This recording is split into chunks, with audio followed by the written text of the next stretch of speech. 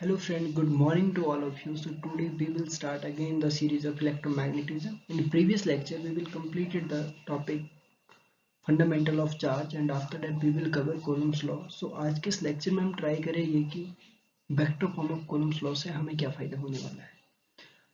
You already know about Coulomb's law. जैसा कि आप जानते हैं कि Coulomb's law से हमें जो इन्फॉर्मेशन मिली है कि हमारे पास अगर कोई दूर चार्ज है, Coulomb's law यहाँ पे मेंशन किया है मैंने फर्स्ट स्लाइड में कि हमारे पास अगर कोई दूर चार्ज है, राइट, जो इन्फॉर्मेशन हमें Coulomb's लॉ से मिलती है. फॉर एग्जांपल हमारे पास एक चार्ज है और चार्ज 2 है. इन दो चार्ज के बीच में कितना फोर्स हमारे पास एक्सर्ट हो रहा है वो हमें Coulomb's लॉ से पता चल रहा है, राइट.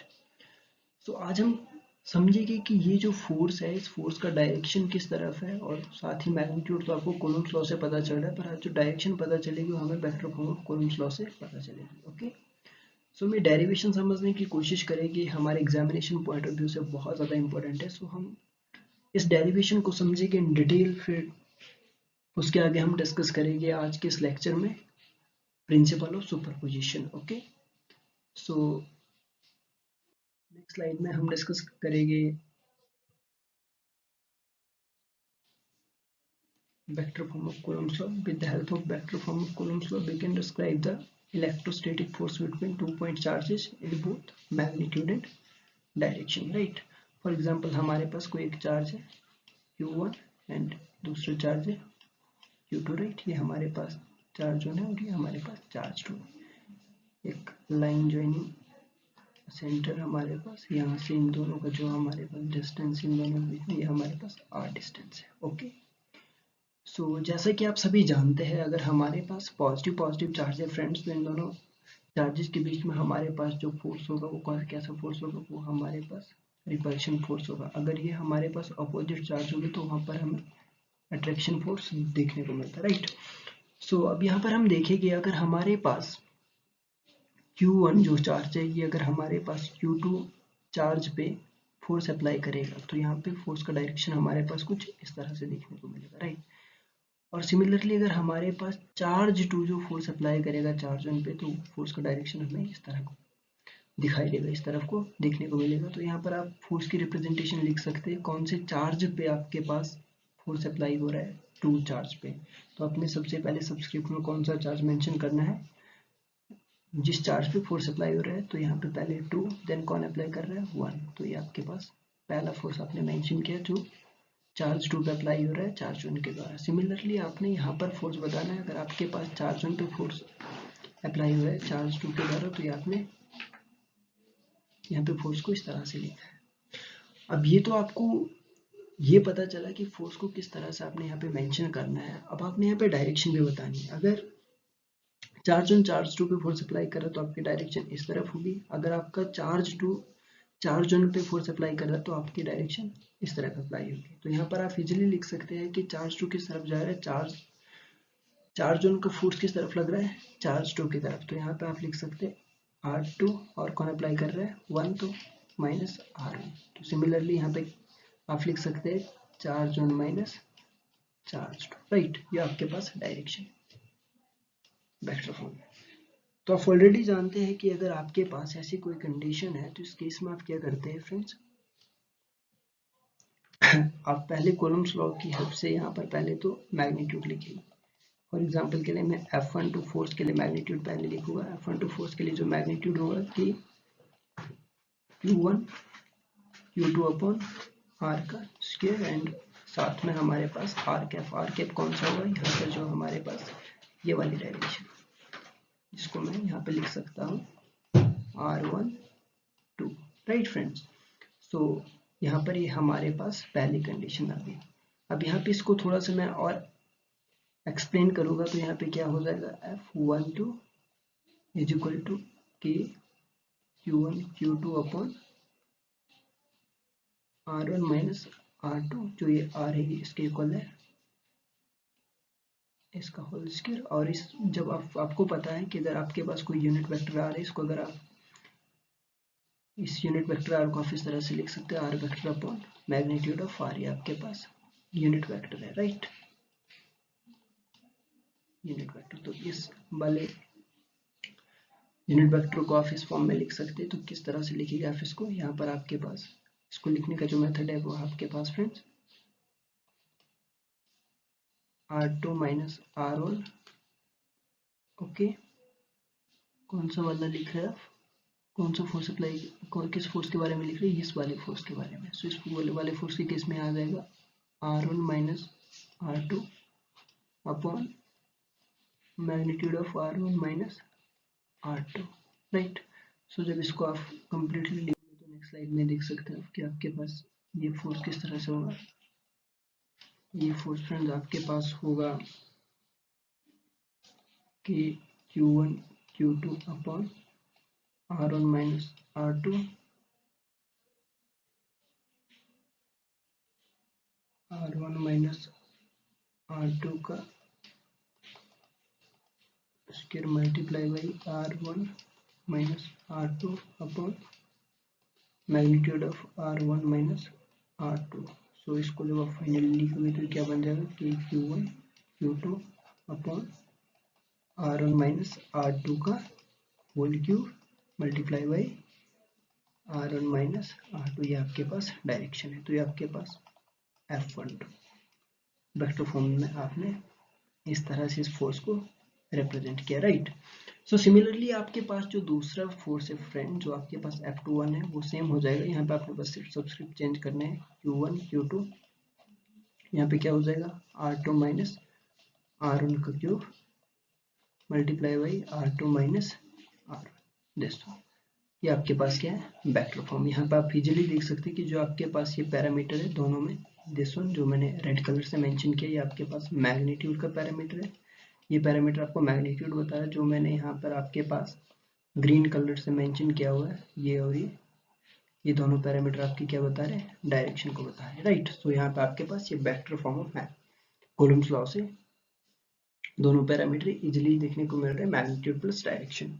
सो अब इसके बाद हम आगे का जो कॉन्सेप्ट समझेंगे वो समझेंगे हम सुपरपोजिशन और प्रिंसिपल का। तो ये आपके एग्जामिनेशन पॉइंट ऑफ व्यू से मोस्ट इंपॉर्टेंट है, सो आप इसको एक बार जरूर देखना। तो अब इसके बाद जो नेक्स्ट हम डिस्कस करेंगे फ्रेंड्स, नेक्स्ट है हमारे पास प्रिंसिपल ऑफ सुपरपोजिशन।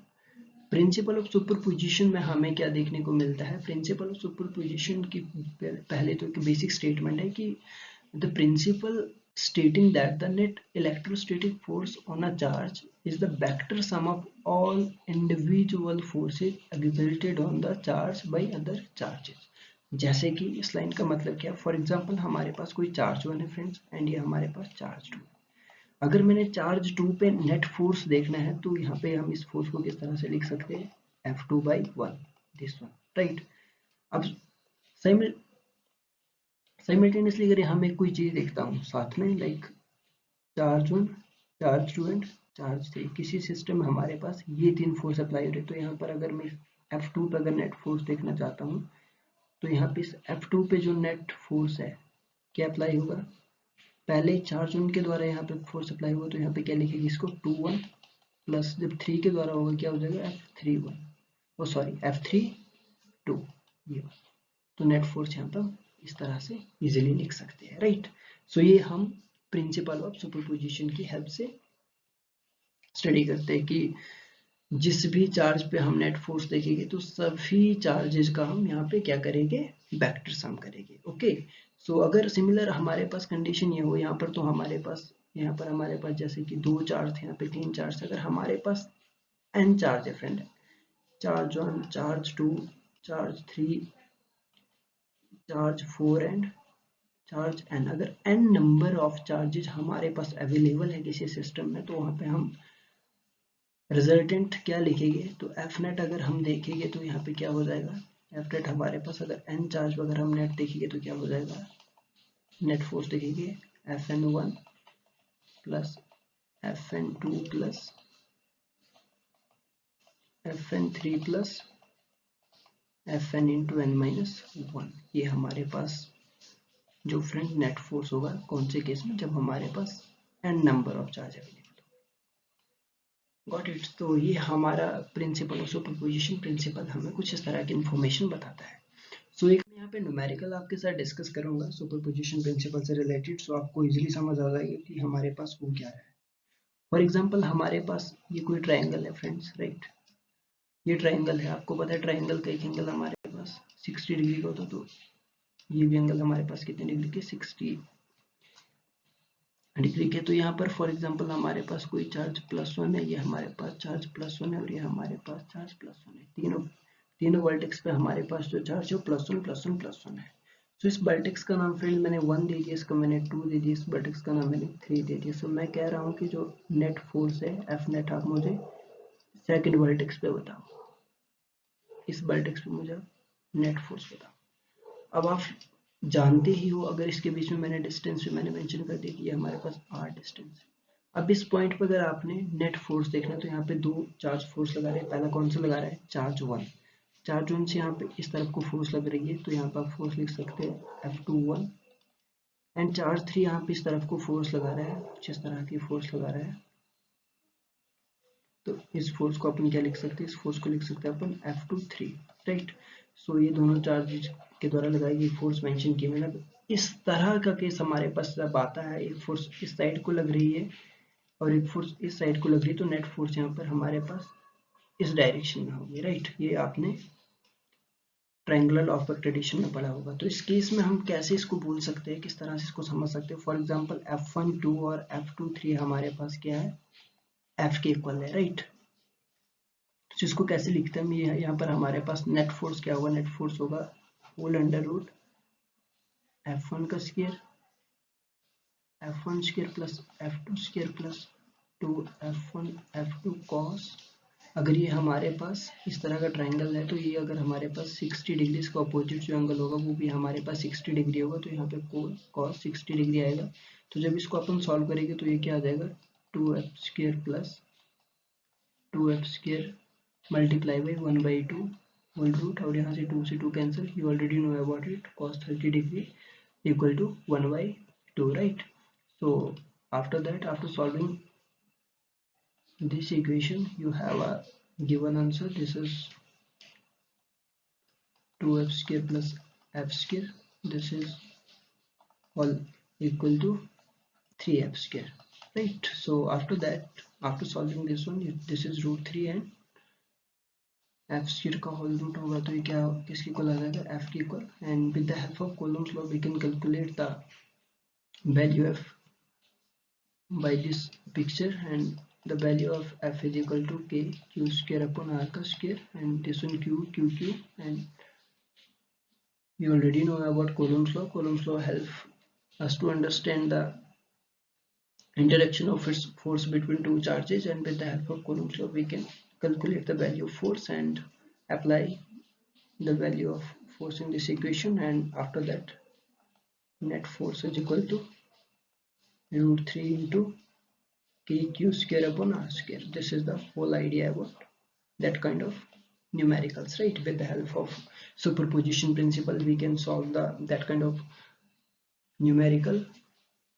एंड इसके बाद के जो लेक्चर होंगे उसमें मैं कुछ न्यूमेरिकल आपको सॉल्व करवाऊंगा जैसे हमारी ये यूनिट एंड होगी। After that we will cover whole numerical about this unit. And ये मैं बेसिक से न्यूमेरिकल इसलिए बता रहा हूँ आपको यूनिट के बीच में कि थोड़ा सा आपको इन्फॉर्मेशन पता लगे कि हो क्या रहा है हमारे आज के इन लेक्चर्स में।